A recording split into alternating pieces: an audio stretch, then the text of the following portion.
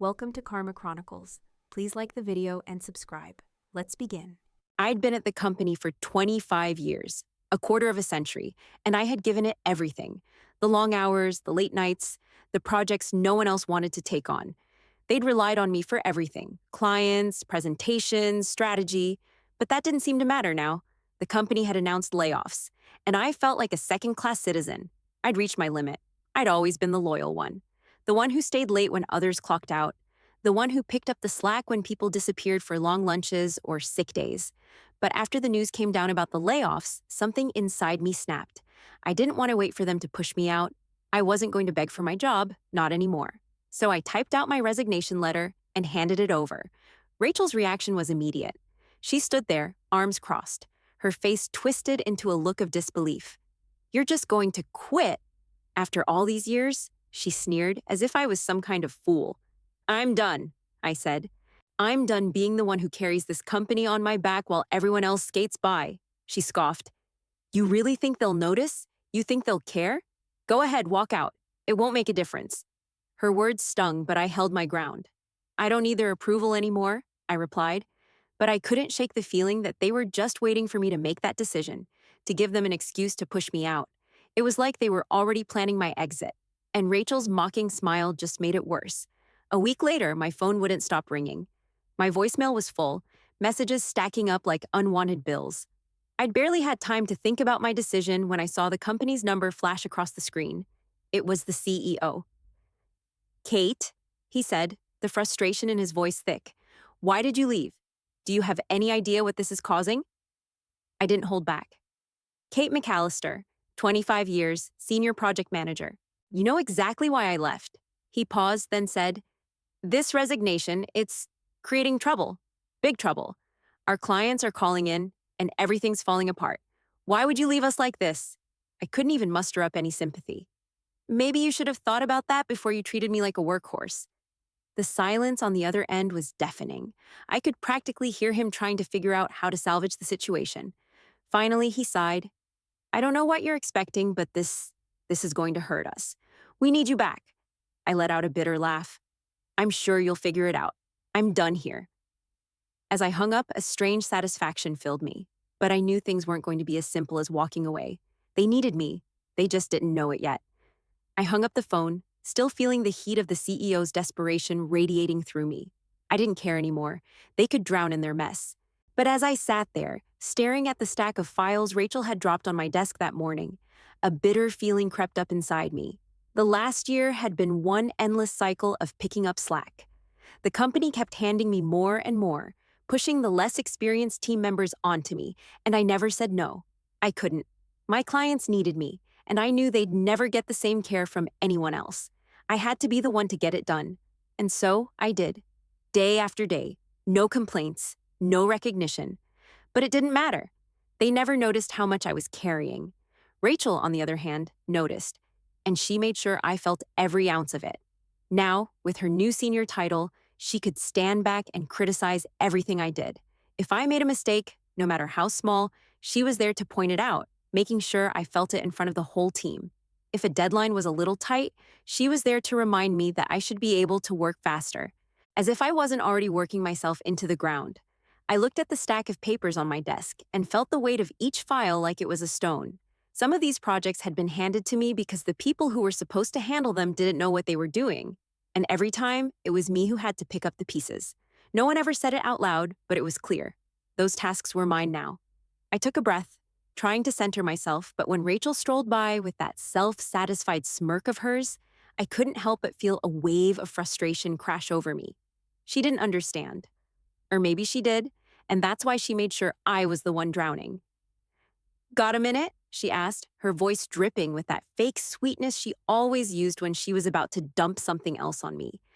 I forced a smile, but I could feel my jaw tighten. "Sure," I said, trying not to sound too bitter.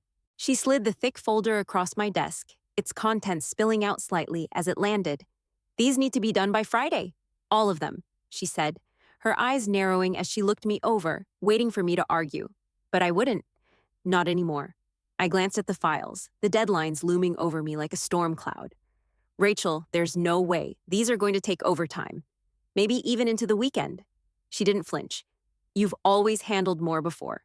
You can handle this. I'm sure you'll get it done." She turned to leave, but before she was out of earshot, she added, "It's not like you've got anything better to do." The words stung, but I didn't react. I couldn't. I just kept my eyes on the papers in front of me, fighting the urge to throw them across the room. I knew what she was doing. She was pushing me harder, seeing just how much she could make me take on. And I was letting her. Every time, I was letting her. But I wasn't about to show her weakness. I picked up the first file, trying to focus, but my mind kept drifting back to the way she spoke to me. It wasn't just the workload. It was the little digs, the way she acted like I wasn't doing enough, the way she made me feel like I was the one failing. I couldn't afford to appear incapable. Not now, not after all this time. Not with everything I'd already done for this company. I had to power through. I'd been at this too long to let some younger, less experienced manager get under my skin, but as I worked late into the night, trying to tackle one project after another, I couldn't help but feel the exhaustion creeping in, weighing me down. My eyes burned from staring at the screen for hours, and my back ached from sitting in the same position for too long. Yet, I kept pushing through, telling myself that if I just finished this one thing, I'd be able to rest. But that never came. Rachel's voice echoed in my head, reminding me that I needed to be faster. I wasn't allowed to be tired.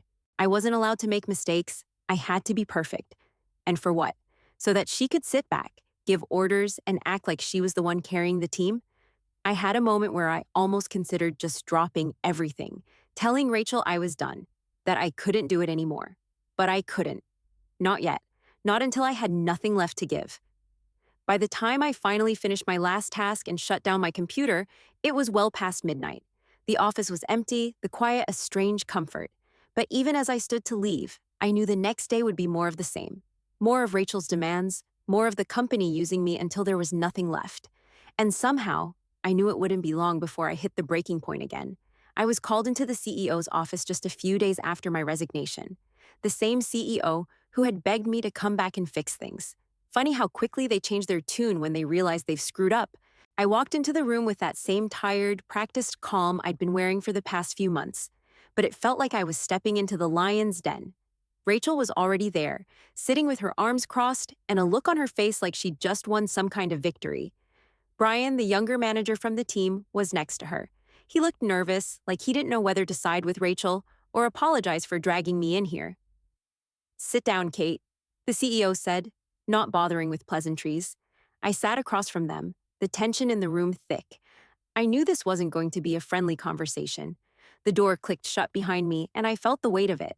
The walls felt like they were closing in. "We've been looking at your overtime records," the CEO began, his eyes flicking over to Rachel for a brief second. "There's an issue. You've been working way more hours than you're reporting. The numbers are off." I leaned back in my chair, the familiar sense of frustration rising in my chest.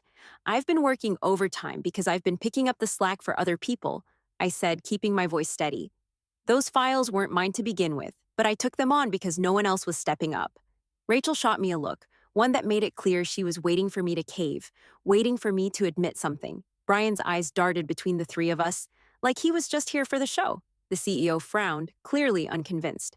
"But you haven't been following the proper channels. You're supposed to report all overtime in advance. You didn't do that. Why is that, Kate?"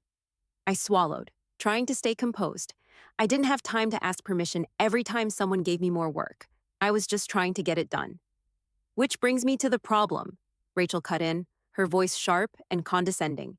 "You're not finishing things fast enough. You're dragging your feet, and now it's affecting everyone. The clients are getting impatient. We're behind on deadlines, and you—" She paused, making sure I caught her next words. "You're the one holding up the progress." The sting of her words hit harder than I wanted to admit, but I wasn't going to give her the satisfaction of seeing me flinch. I kept my gaze on the CEO, whose face was still unreadable. "I've been doing everything I can to keep up," I said, trying to keep the frustration out of my voice. "I've been covering for people who don't know how to manage their own work, and I've been doing it for years." The CEO shifted in his chair, looking uncomfortable but not willing to show any weakness. "I get that you're experienced, Kate, but you need to speed up. We can't afford to keep people around who can't deliver quickly enough. You know the company's focusing on efficiency now. Cost-cutting measures are a priority." I could feel the blood draining from my face, the weight of his words sinking in. For all my years of service, my loyalty, my late nights, my sacrifices, it was all about speed, numbers, efficiency. He didn't care about the clients I'd built relationships with or the work I'd poured my heart into. I clenched my fists in my lap, trying not to let my emotions spill out. I've been invaluable to this company for 25 years. You can't just replace me with someone else who doesn't have that experience. These clients don't trust anyone else the way they trust me. The CEO didn't flinch. Maybe that's true, but we're at a point where we need to look at costs and performance. You're asking for overtime, but we're also cutting down on those hours. So, Kate, you need to think about what you want. Because at this rate, we're either going to have to let you go or, well, maybe you'll want to consider resigning. My stomach tightened. There it was. The official offer. The one I had been waiting for in the back of my mind. I knew this moment was coming, but hearing it from him, the guy who had promised me a future here, well, it still cut deep. I stared at him for a long moment, letting the silence hang between us. The words burned in my throat, but I held them back. I'll resign by the end of the month, I said, finally breaking the silence. My voice was steady, but I could feel the finality of it. The decision had been made. I was done. Rachel's eyes flicked to me with a sharp edge of triumph, but I ignored her. I couldn't bring myself to care anymore. They'd made it clear they didn't need me, and the truth was, I didn't need them either. The CEO nodded, almost relieved. That's good, Kate. I think it's for the best. We'll make sure everything's settled before your departure. I stood up, my legs feeling like they were made of lead. I didn't need to hear anymore. I didn't need to beg for something that wasn't coming. I walked out of that office knowing that the company I'd given so much to was never going to be the same for me again, and that was okay. I spent the next few days packing up my life at the company. My office was quiet, the sound of my computer keys clicking as I typed up my resignation letter, a strange comfort. I didn't need to make a big deal out of it, just a simple goodbye. The clients I'd spent years building relationships with deserved a proper handoff. So, one by one, I transferred my projects to other team members, though I could tell that no one was thrilled to take them on. As I sorted through old emails, old files, memories of late nights and early mornings, I started connecting the dots. Rachel had been systematically taking credit for things I'd worked on. Small victories at first, mentions in meetings, a few projects where my name was left off the email thread, others where her input was somehow highlighted while mine was buried. I thought it was just careless management at first, but now, sitting alone in my office with nothing left to lose, it hit me like a ton of bricks. She'd been quietly, methodically, making sure she looked good while I carried the weight. I tried to shake it off, but it gnawed at me. Was it all part of her plan to push me out? Had she been setting me up for this moment from the start? Maybe she wanted to take over my clients. She'd always been looking for the next step, the next promotion, the next way to prove she was better than everyone else. But to push me out, to make me disappear, that felt different. That felt personal. Later that day, I had a final meeting with one of my longtime clients. As soon as I walked into the conference room, the familiar faces greeted me warmly, the tension that had been building up in my chest easing just a little. This was what I'd been holding on to all this time. This was the part of my job that made it worth it, the work I did that actually mattered to people. "We're really going to miss you, Kate," one of the clients said. "You've been an absolute lifesaver for us." Another spoke up. "You always had our back, no matter what. It's hard to imagine anyone else managing our account the way you have." I couldn't help but smile. They meant it, and they weren't just saying it to soften the blow. This was the part of my job I hadn't realized I was going to miss the most. The feeling that I was making a difference, that the late nights, the constant pressure, the stress, all of it had been worth something. My work mattered to these people. As the meeting ended, I stood up, my heart tight, but I smiled and shook their hands. "It's been a pleasure working with you all. I'm proud of what we've accomplished together." With that, I walked out of the room, trying to keep my emotions in check. I had no idea where I was going next, but I knew this chapter of my life was over, and in a way, I was relieved. The rest of my last days at the office felt like I was floating in a strange in-between space. My desk was empty, my projects handed off, and all I had left were the fleeting glances and whispers from colleagues as I packed up my things. Some of them, like Ben from accounting, gave me warm words of encouragement. "Good luck, Kate. You'll do great things. Don't let them hold you back." But there were others, Rachel's sidekicks, the ones who had always floated by in her wake, who barely looked up as I walked past. They were relieved. They were glad to see me go. and in some twisted way, it felt like they thought I was the one who had been holding them back. I couldn't help but feel conflicted. Part of me was so ready to walk away from all of this, from the endless grind, from Rachel's undermining, from the late nights that drained me. But another part of me, the part that had worked so hard for so many years, couldn't help but feel that I was leaving something behind, something important, something that had defined me for so long. As I cleaned out my desk, packing away the last of the things I'd accumulated over the years, framed photos, a few knickknacks, my collection of pens that I'd somehow kept throughout the chaos, I couldn't shake the feeling that I was leaving a piece of myself behind too. But then I remembered Rachel, and the way she'd taken every opportunity to chip away at me, to push me out. She'd made her move, and she'd won. That was what kept me moving forward. I had to let go of what had been. I had to walk away. It was time for something new. So I grabbed my bag, turned off the lights, and stepped out into the hallway.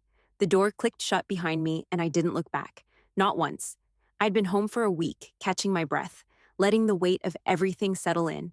There was a strange relief in the quiet, in not having to be somewhere by 9, not answering emails that could wait. But even as I tried to enjoy the break, I couldn't shake the feeling that something was missing. Something I couldn't quite name. Maybe it was the work, the routine, or maybe just the identity I'd built around the company for so long. Either way, I wasn't ready to look back. Then, on a Thursday afternoon, my phone rang. The number was familiar, and when I saw it, a strange knot twisted in my stomach. It was the CEO. I picked up on the second ring. "Hello?" "Kate," he said, his voice full of tension. "I'm sorry to bother you, but we need to talk." I froze. My heart skipped a beat, but I kept my voice steady. "What's going on?" "It's bad. Really bad." He paused like he was trying to choose his words carefully. "We've had client cancellations, major ones, and some of our key projects are falling apart. We're in crisis mode, Kate. I need your help." I rubbed my eyes, confused. "Wait, you're calling me for help? After everything that happened?" "I know, and I'm sorry. We were hasty. We didn't understand how much you were handling, how crucial your role was. But now—" His voice cracked, and I could hear the panic creeping in. "I need you to come back, just temporarily, please." I sat down on the couch, the weight of his words settling over me. After everything, the layoffs, the firing, Rachel's constant undermining, it felt impossible to even entertain the thought. "You're asking me to come back after you let me go like that?" I know, he said quickly, almost pleading now. "But we need you. Rachel and Brian are overwhelmed. They can't handle the workload. They're drowning, and we're getting complaints. Your experience? It's irreplaceable. Kate, you have to come back." A cold laugh bubbled up, and I couldn't help it. "Rachel and Brian are drowning? That's rich. They've been the ones pushing me out of this company for months. Why should I care?" "I understand. I do," he said, his voice softening. "But this isn't about them anymore. It's about the company falling apart. You're the only one who knows how to fix it. If you don't come back, I'm not sure we'll make it through this." I paused, letting the silence stretch between us. The idea of walking back into that office, of seeing Rachel and Brian trying to hold everything together, made my stomach turn. But I couldn't ignore the reality. This company wasn't just a place I'd worked, it had been my life. I couldn't pretend that it didn't matter anymore. "Fine," I said, against my better judgment. "I'll come in, but I'm not making any promises." The CEO let out a breath of relief. "Thank you, Kate. I'll have someone set up a meeting for you. We'll get things back on track. I promise." I hung up without another word. My mind was racing. What the hell was I doing? But in the back of my head, I knew it was more than just about them. It was about proving something to myself. Maybe, just maybe, I could make them see what they'd been too blind to recognize when I was there. I was more than just a workhorse to be used and discarded. I had value. That evening, I gathered a few things: a notebook, a pen, and made my way to the office the next morning. The familiar hum of fluorescent lights and the sound of phones ringing made my chest tighten, but I pushed the feeling aside. I walked into the building like I was just another person passing through, but I couldn't shake the tension in my shoulders. When I stepped into the elevator, I hit the button for the top floor where the CEO's office was. The ride up felt long, each floor dragging by, and I could hear my own heartbeat in the quiet. The doors opened, and I stepped into the bullpen. It was chaos. People were running around, phones ringing. and there was an undeniable air of panic hanging in the air. My eyes immediately found Rachel and Brian. Both of them were huddled over a stack of papers, their faces tense and sharp, but when they saw me, their expressions faltered for a moment. Rachel's gaze was cold, calculating. "Kate," she said, her tone stiff, "didn't think you'd be back so soon." "I'm just here to help," I said, my voice neutral. I wasn't going to give her the satisfaction of any kind of confrontation. Not yet. Brian looked like he was about to speak, but when he saw my eyes on him, he swallowed whatever he was going to say and turned back to his desk. Rachel didn't even look at him.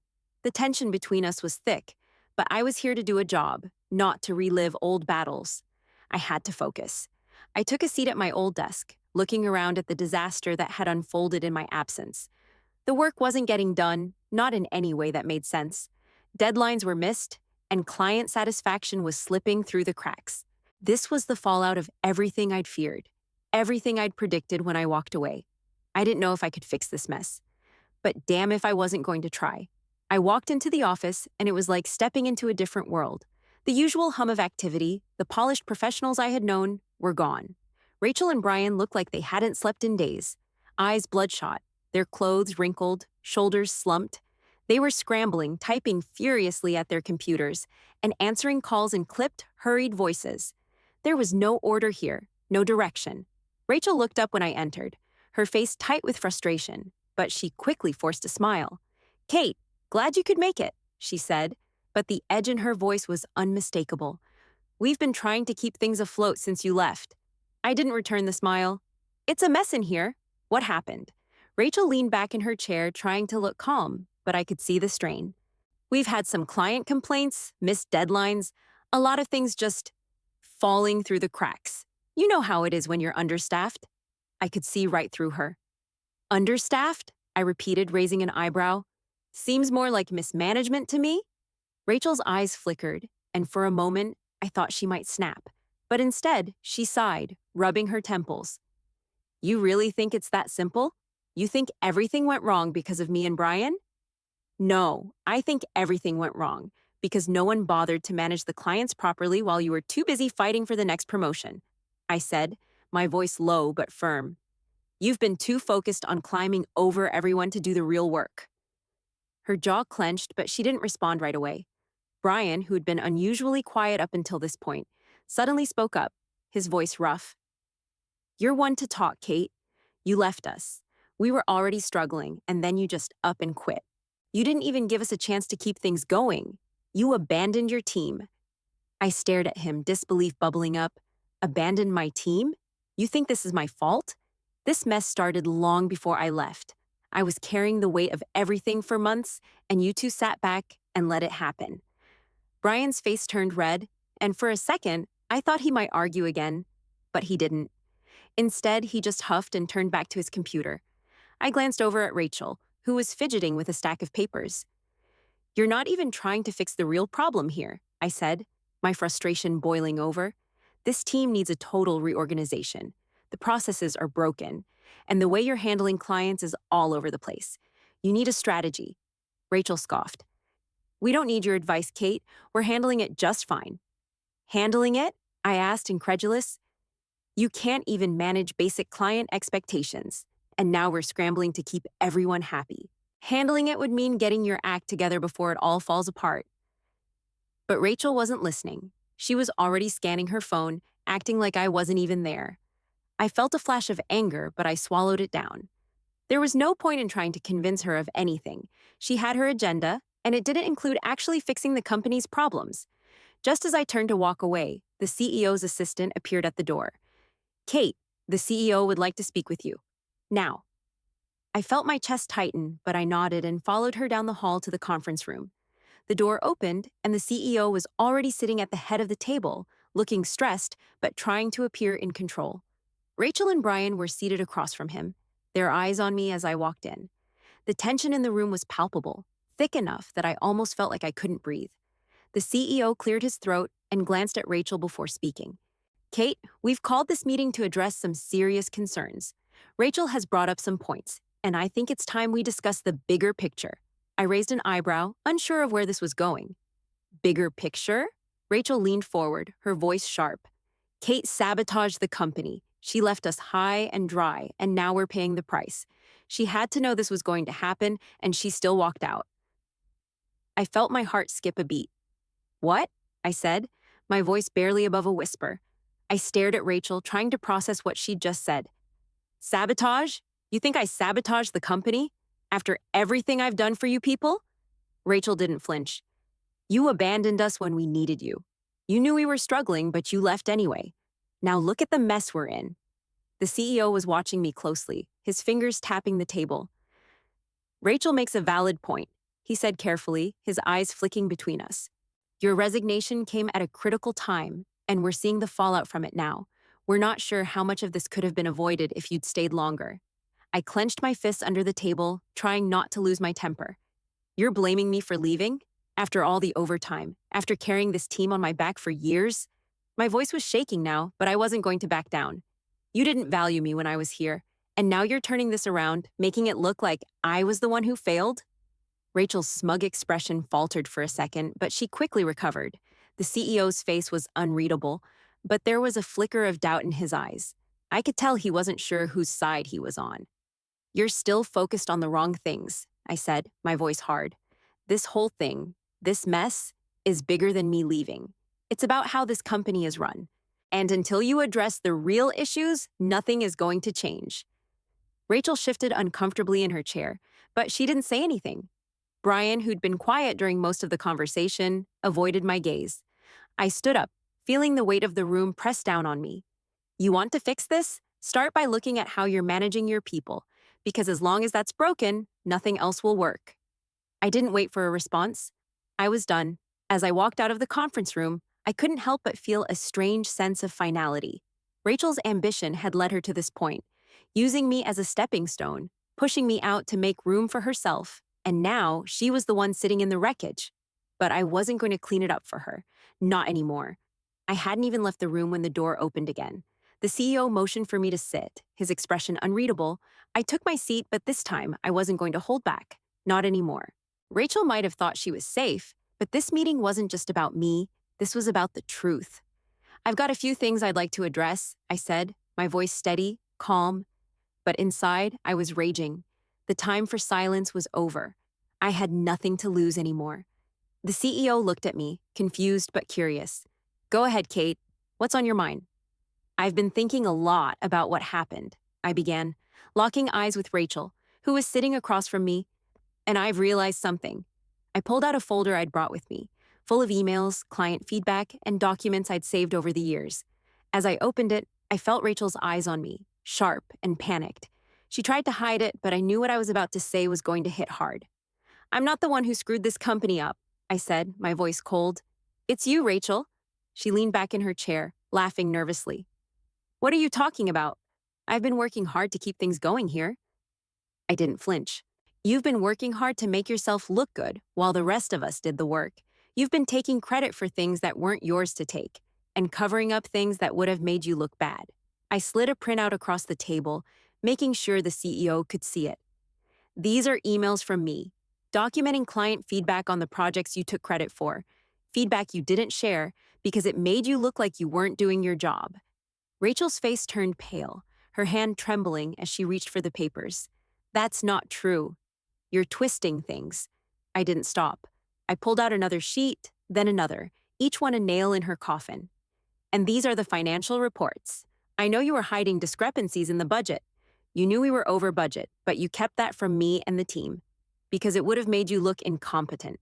Rachel opened her mouth to speak, but nothing came out. The CEO looked from the papers to her, his expression shifting from confusion to disbelief. You were hiding numbers, the CEO finally said, his voice sharp. You didn't report the budget issues? Why? Rachel's face had gone from pale to nearly ghostly. She was speechless, but I wasn't done. I've been covering for you for months, I continued, my eyes fixed on her. I took the blame when things went wrong, when clients weren't happy.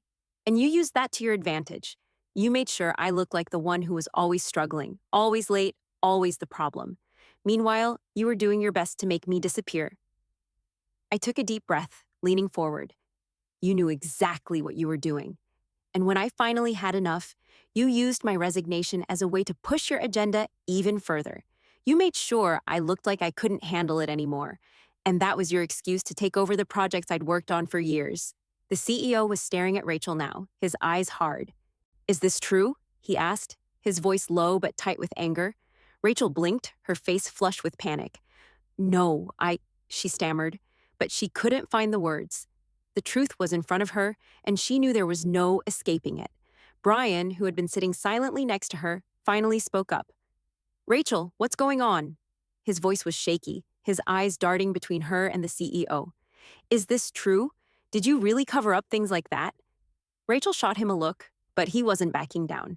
She opened her mouth to speak, but no words came out. Her shoulders slumped, her arrogance finally crumbling. The CEO turned to Brian, his face grim. Brian, did you know about this? Brian shifted uncomfortably, his gaze flickering to me. He didn't look at Rachel. I didn't know the full extent of it, he said, his voice barely above a whisper. But I knew things weren't going well. I should have seen it. The CEO let out a long breath, looking down at the table, his face a mask of frustration and disappointment. So what am I supposed to do with this? He asked, his voice heavy. What do we do now? I didn't wait for anyone to speak. I knew the answer. You fix it. You start by holding her accountable, and then you rebuild.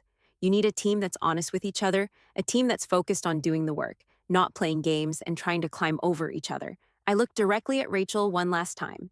You wanted my job. You wanted to be the one to take over my clients, but now you've got it. You've pushed me out.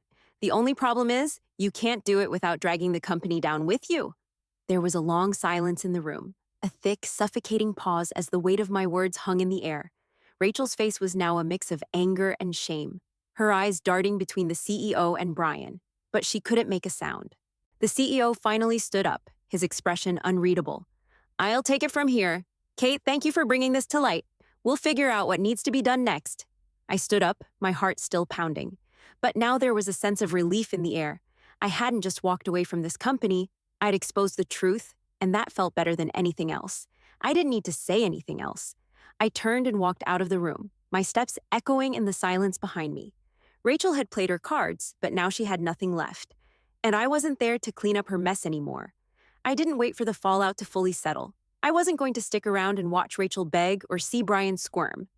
Instead, I walked to the small break room, my heart still thudding in my chest from the confrontation. I needed a minute, a breath, a second to feel something other than rage. But it didn't last long. Not even 10 minutes after I sat down, the CEO called me into his office again. I could hear Rachel's voice through the door, high-pitched and pleading. Please, don't do this. I can fix it. I can make things right. Just give me a chance. The door creaked open before I could knock. The CEO motioned me in, his face tight, but he looked like he had a decision to make. Rachel and Brian were already seated at the table, looking like they'd just been stripped of everything. Rachel's face was pale, her hands clasped tightly together, while Brian had the look of someone who knew the game was over. Kate, the CEO said, his voice low, I need you here for this. I nodded, taking a seat off to the side, out of their direct line of sight. The tension in the room was thick, and even though I wasn't a part of the conversation anymore, I could feel the weight of it pressing down on all of us. Rachel was the first to speak, her voice quivering. I made a mistake. I was just trying to help the company. I didn't mean for things to get so out of hand. Please, you can't fire me. I've worked so hard. I've been doing everything I can to make this work. She was talking fast, her eyes darting around the room, but there was no conviction in her voice anymore. The CEO didn't flinch. Rachel, he said, his tone firm, this isn't about making things right. This is about unethical behavior and financial mismanagement. You've been hiding reports, manipulating data, and taking credit for work that wasn't yours. You've broken the trust of this company, and there's no way we can move forward with you in this role. Rachel's face tightened, her fingers gripping the edge of the table. She opened her mouth, but the CEO raised a hand. You're done here, Rachel. Effective immediately. Pack your things. There was a long silence as Rachel stared at him, like she couldn't process what was happening. Then she stood up, her knees shaking. You can't do this. I was just trying to prove myself. Her voice cracked as she stumbled toward the door. I'll fight this. You'll regret this. She didn't even look at Brian as she stormed out of the room. the door slamming behind her. Brian was next, but he didn't look like he was ready to put up a fight. His shoulders were slumped, his gaze fixed on the desk like he was already accepting his fate. "Brian," the CEO said, his voice more resigned now, "you knew what was going on. You were complicit. You can't blame Rachel for this. You were following her lead, and now the company is paying the price." Brian looked up at him, his voice small. "I was just following orders. I didn't know it was going to get this bad. I thought we were doing the right thing." The CEO sighed. "That's not good enough. You should have known better. I can't keep someone on who's willing to turn a blind eye to this." Brian's face flushed with shame, and he mumbled, "I'm sorry. I really am. I should have said something." The CEO stood up and nodded curtly. "I'll have HR handle your exit. You're free to go." Brian didn't say anything else. He just got up, his head down, and walked out of the office. I watched him leave, the air in the room now feeling heavier than ever. The CEO turned to me after a beat, his expression a little softer. "Kate," he said, "I know you didn't want to be involved in this, but the truth is, I need you to step in. Just temporarily, while we figure out how to pick up the pieces." I didn't hesitate. "I'll help, but I won't fix everything." "I don't expect you to," he said, looking weary. "But we're in a state of disarray right now, and you're the only one who understands the clients, and the process is enough to get us back on track." I stood up, nodding. "I'll need full access to everything. Client files, financials, whatever I need to start fixing this." He nodded, his voice lowering. "You've got it. Just do what you can."